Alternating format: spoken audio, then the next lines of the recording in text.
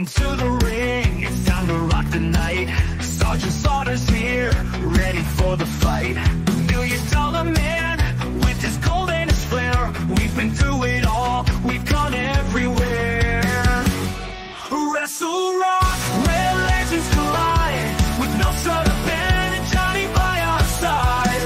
Tomahawk chops, Samoan drops. We're the podcast that never stops.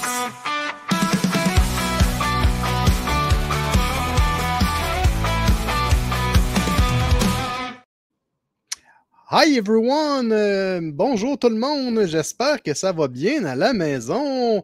Vous écoutez le Wrestle Rock Podcast saison 7, émission spéciale ce soir sur WrestleMania 41. On est le 10 avril. Je suis en co-animation avec mon partner de toujours, Nastrada Ben. Comment ça va, mon Ben? Ça va bien. J'espère que tu diras jamais mon partenaire de jamais. Non, mon Ou à jamais mon partenaire. Non, hein? Forever. T'as-tu fini ton café? Ah ouais, je viens de le finir. J'ai failli m'étouffer avec, mais bon. Super! Belle émission qui attend les Wrestle Rockstars sur WrestleMania 41 qui aura lieu dans 9 et 10 jours parce que c'est encore en 2 parties, samedi et dimanche.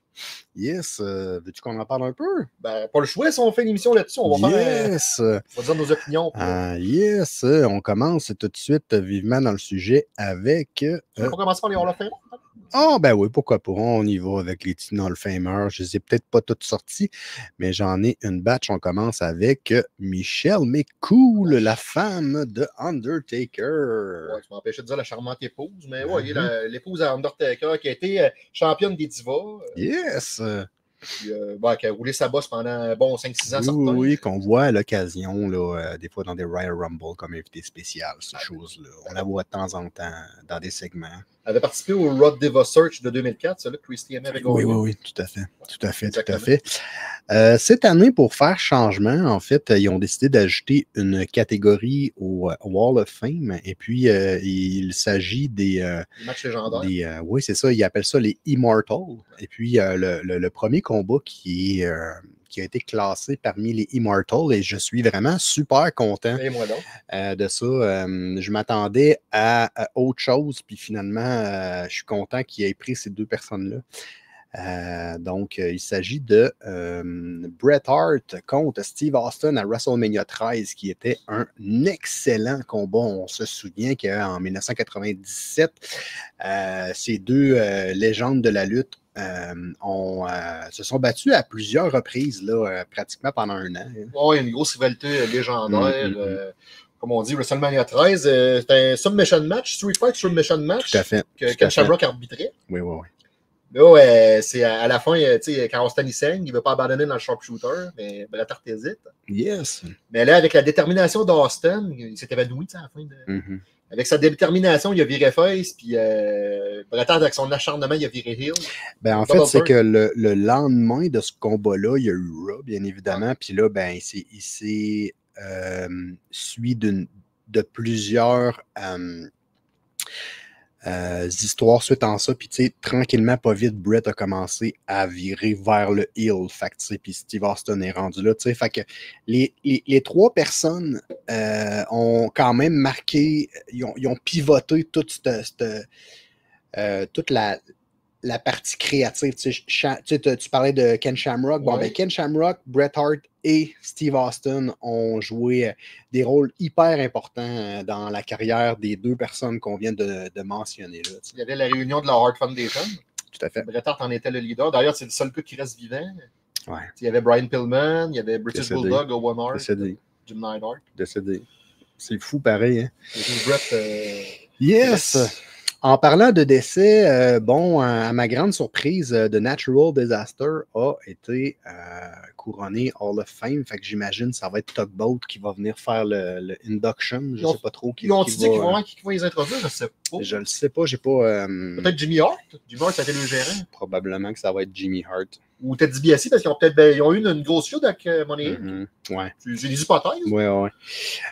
Bref, on passera rapidement, mais nous, on est vraiment contents pour Earthquake. Puis, il faut rappeler au monde qu'on a notre émission est toujours en ligne, c'est Natural Disaster. Yes. Il a fait des push-ups. Yes. Bégayé de la voix. Yes. Là, il manque des personnes sur le truc. Ben là, il y aurait Lex Luger.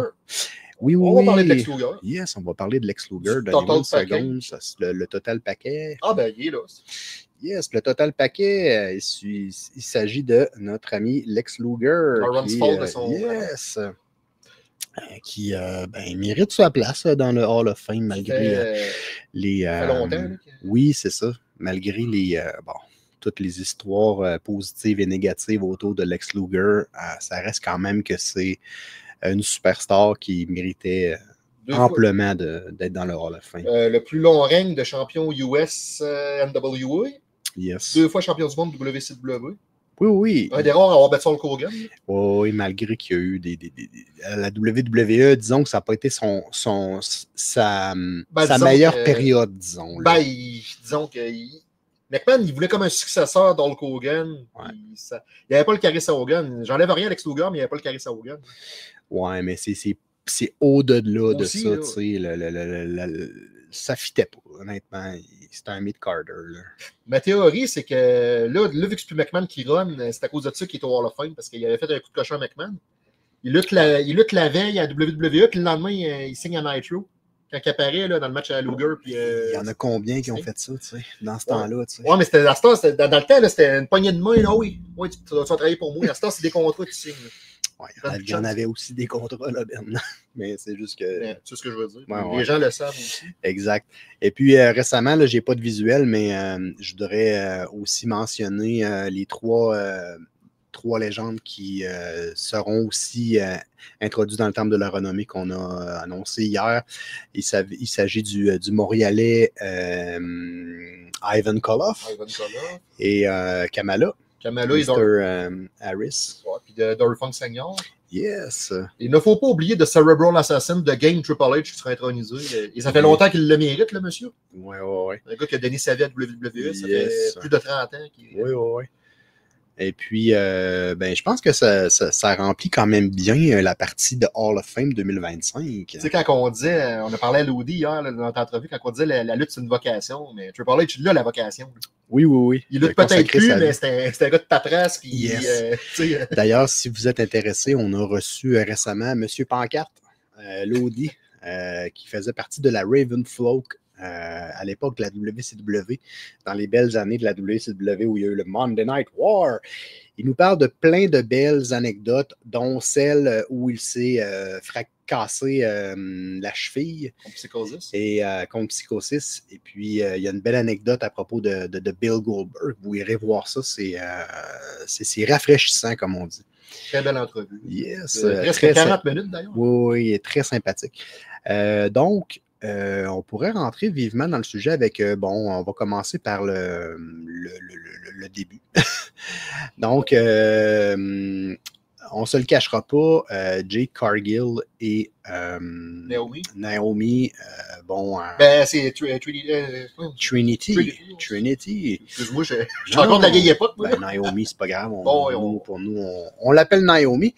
On le sait que il y a eu beaucoup de jalousie là, dans les derniers mois là, suite on se souviendra que Jade Cargill était en équipe avec Bianca Belair et puis ces deux-là ont un peu ça a bougé beaucoup depuis le retour de Trinity et de bien évidemment comment qu'elle s'appelle, excusez-moi, j'ai un blanc.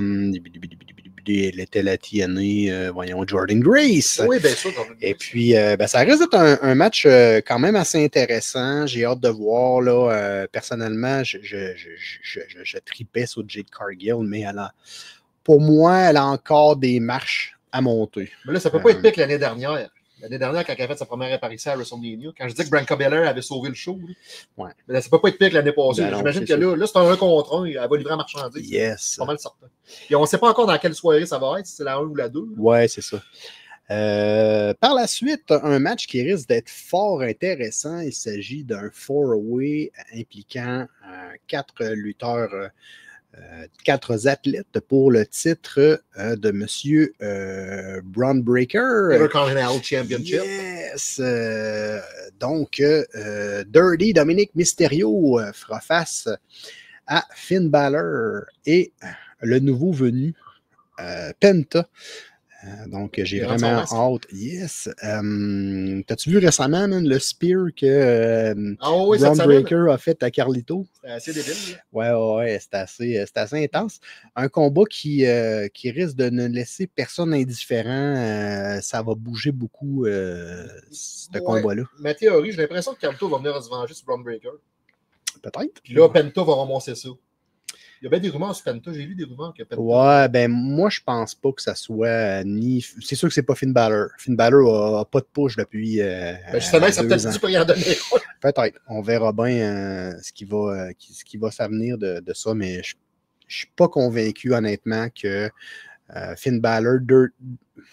Hey, en Demon, il torcherait en maudit. Il arriverait là en Demon. Ouais, ça serait hot. Ça serait hot. On verra bien. J'aimerais ça, mais bon. Ouais. Ensuite de ça, on parlait de nouveaux venus. Bon, ça fait quand même déjà pratiquement 1 an qu'il est arrivé, mais je parle de Jacob Fatu qui affrontera le champion US, LA Knight. T'en penses quoi de ce combat-là, toi? Los Angeles Chevalier. Ouais. Un mélange de Martin Olivier et du Dr. House. C'est ça. Pour le championnat US. Salut Martin en passant. Yes. On va prendre une bière avec si on l'envoie. Ben oui. La dernière fois que je l'ai vu travailler dans un dépanneur sur Charest. Ça fait un esti. On va pas le voir. Ben ouais. Il travaille encore là, mais salut Martin. Jacob Fatou, j'aimerais pas ça qui donne un petit push qui gagne la SAP US. Moi, c'est ma théorie. Ben moi, honnêtement, j'aime pas LA Knight. Fait que vous pouvez donner ça à n'importe qui. Vous pouvez donner ça au concierge ou le gars qui roule des tapis, va être heureux. Là. Le gars qui roule des tapis à Las Vegas. C'est ça. Petit yes. En parlant de Las Vegas, on va avoir tout qu'un combat qui risque d'être acclamé, probablement un des matchs les plus solides de la soirée. Ça va se choper. Yes. Il s'agit du champion poids lourd. Gunther? Yes. L'homme à battre, on se le cachera pas pour le dire. Là, Gunther, série de victoires depuis SummerSlam, affrontera nul autre que Jey Usos, qui est le contraire d'une pente descendante, qui est en pleine effervescence. Suite à sa victoire au Rumble. Yes. Donc, ça risque d'être un match fort intéressant. Est-ce qu'il y aura altercation du frère de Jay en la faveur de Gunther? On verra bien ce qui... Tu penses Jimmy viendrait faire perdre son frère pour continuer la feud? Moi, c'est ce que je pense. Ouais, il part de quoi que les anciens de la Bloodline puis la Bloodline. Les Samoans, c'est sûr. Il va y avoir quelque chose qui va se passer. C'est sûr que ça finira pas clean 1, 2, 3. Peut-être Solo Sikoa et tout peut... Peut-être. Il y a beaucoup d'hypothèses. Vous pouvez marquer dans les commentaires. Peut-être notre ami Lance. Ouais, mais ça fait quoi, 8-9 mois qu'il était blessé? Lance Anoa'i? Ouais, non, mais c'est ça, mais il s'était blessé. Je sais pas. Il avait signé pour être à NXT, puis il s'était blessé. Par la suite, un match qui est très attendu de la part des spectateurs, des fans de la lutte. Il s'agit de la championne féminine Tiffany Stratton qui affrontera la multiple championne, ancienne championne qui a plus besoin de présentation. Il s'agit de la fille du Nature Boy Ric Flair, Charlotte Flair. Tu peux pas dire Buddy Rogers. Qu'est-ce que tu en penses de ce combat-là, toi? Ouais, mais c'est suite à sa victoire du Rumble. Yes. Ça, il faut ne pas oublier. Ben là, c'est... Parce que là, mettons, Charlotte à gang, ça serait son 15e titre, si je ne me trompe pas. Ouais. Puis là, Tiffany a regardé juste la strap 3 mois. Il est-tu trop tôt pour faire part de Tiffany? Moi, t'avoue, j'étais indécis là-dessus. Je sais pas, j'ai vraiment hâte de voir ce qui va sortir de ça, mais moi, honnêtement, depuis que Charlotte est revenue, ça me laisse un goût amer dans la bouche. Royal Rumble, où la personne arrive out of nowhere, remporte le Royal Rumble. C'est mon opinion personnelle, je la partage. Je trouve qu'elle a perdu beaucoup d'assurance, beaucoup de... Sa blessure, ça n'a pas aidé, là. Ouais, beaucoup de... On dirait de charisme, je trouve. Sa blessure l'a ralenti. À vie, je veux pas, comme tout le monde. Je pense que c'est son last run. Ça n'empêche rien. Elle a fait des accomplissements que personne d'autre ne fera jusqu'à aujourd'hui. C'est son mot de son outside, là. C'est sûr, on va le revoir là, encore à WrestleMania, puis ça va être un excellent combat. Mais bon, on se souviendra aussi de la fameuse promo. Peux-tu en parler, la promo qu'il y a eu récemment dans une émission télévisée? La fois que Tiffany elle disait à Charlotte, t'es 0-3 dans le mariage, cette fois. Ça a brossé pas mal, là. Mais en tout cas, j'ai bien hâte de voir là, qui gagnera ce combat-là. Mais selon moi, ça va être. Peut-être que c'était scripté, mais c'était personnel en bataille. C'est sûr. Mais bon, ça va être Charlotte Flair qui va remporter ça parce que, bon, Tiffany Stratton, elle peut la regagner à SummerSlam. Bon, je sais pas trop. On verra bien. En parlant de le combat féminin, un combat qui ne laissera personne indifférent, il s'agit du match triple menace mettant en pause la championne Io Sky face à Bianca Belair qu'on a discuté tantôt et Mommy Rhea Ripley qui s'est ajouté récemment. Ça risque d'être fort intéressant de voir ces trois compétiteurs-là qui ont un bon bagage. La Women's World, oui, c'est ça. Donc, j'ai vraiment très, très hâte de voir ce qui va sortir de ce combat-là. Peut-être des surprises, peut-être, bref, on verra bien ce que l'avenir nous réserve pour ces trois. Ben moi, je te gage un 2 sur Rhea Ripley. Tu penses? Ouais. C'est juste 2 piastres, c'est pas ma maison. Et voilà. Par la suite, on se souviendra que récemment, il y a quelques mois, John Cena a fait son retour et il avait annoncé que c'était sa dernière année de lutte, qu'il allait prendre sa tournée d'adieu et qui allait prendre sa retraite par la suite. Bien évidemment, il a turné heel sur Cody Rhodes, Elimination Chamber. Qui est à Toronto d'ailleurs. Yes. Donc, M.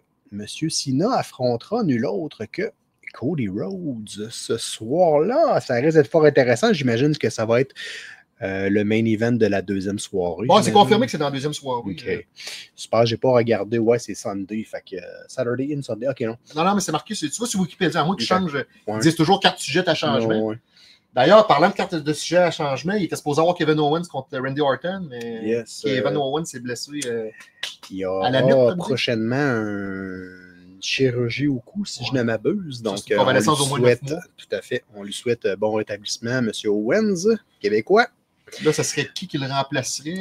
Je le sais pas. Il y a des rumeurs qui disent que ce serait peut-être un Triple H qui viendrait remplacer pour faire un combat, genre de dernier. Il est pris du cœur.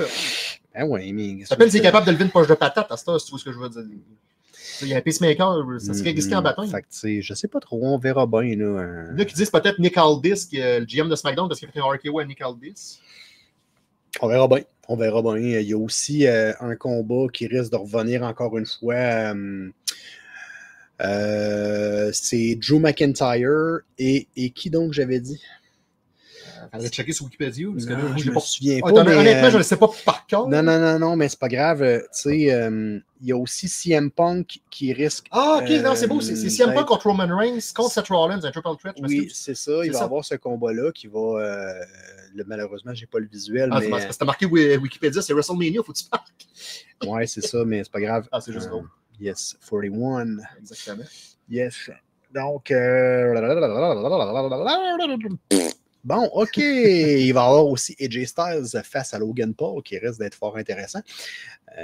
Prochainement. Ouais, j'ai vraiment hâte de voir ce combat-là. Il y a Rey Mysterio contre El Grande Americano qui se trouve à être Chad Gable. Ça risque d'être fort intéressant aussi. Donc, on parlait du triple menace entre Roman Reigns, CM Punk et Seth Rollins. Donc, oui, c'est confirmé. Donc, là, To Be Determined et To Be Determined contre The Judgment Day, Liv Morgan et Raquel Rodriguez pour le championnat Women's par équipe.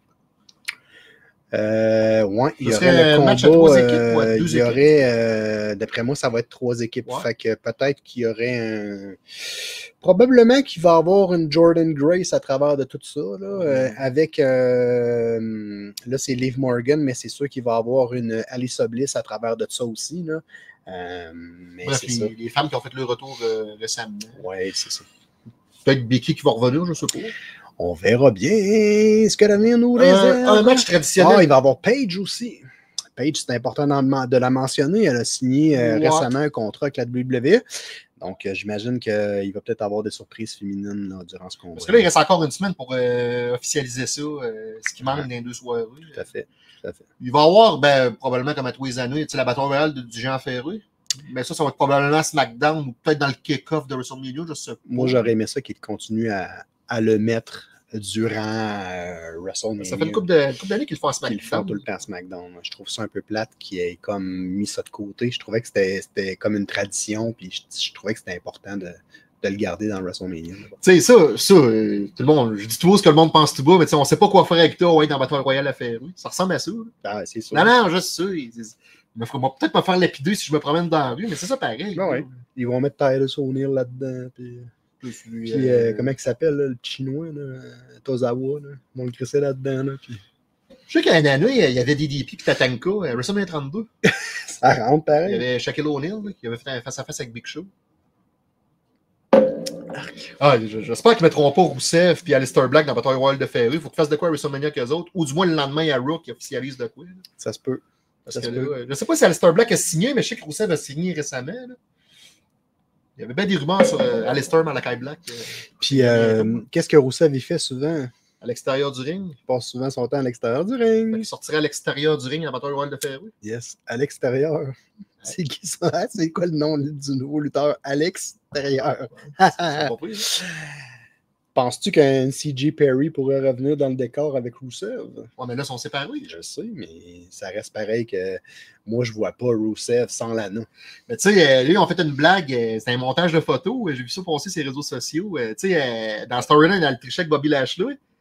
Mais là, c'est genre le corps de Bobby Lashley, mais avec la face à Damien Priest. Ça rentre. C'est quoi tu m'avais déjà dit à propos de Damien Priest? On écoutait son Marcel avec ton père. Je me souviens pas. Dis-toi qu'il a mangé à plat. C'est ça, t'as fait. Allô, les enfants! Alors, merci beaucoup d'avoir pris le temps de regarder notre émission. Son montage? Yes, non. YouTube pour des anecdotes exclusives, des moments inoubliables. Wrestle Rock en force. Yes! Donc, on est disponible sur Facebook, Instagram, YouTube. Instagram. Ça serait la fusion des deux. Ça serait bon. Instagram. Instagram. On pourrait mettre des vidéos, là, Instagram, parce que c'est pas évident. Là. Ben non. Avec Instagram, on pourrait faire les deux. C'est ça, man. Non, mais tu sais, Elon Musk était en train d'acheter les réseaux sociaux. Il pourrait. Ben oui. Il pourrait t'acheter. Ça tombe. Moi, je suis short en liquidité. Ouais, avec, il n'y a pas de penser. Alors, j'espère que vous avez apprécié notre émission spéciale sur la lutte. On vous souhaite un très bon WrestleMania, sérieusement. Faites pas attention aux conneries qu'on peut dire. Des fois, on est comme des petits gars de 10 ans. Revenez-nous très bientôt, les amis. L'action ne manquera pas. Salut!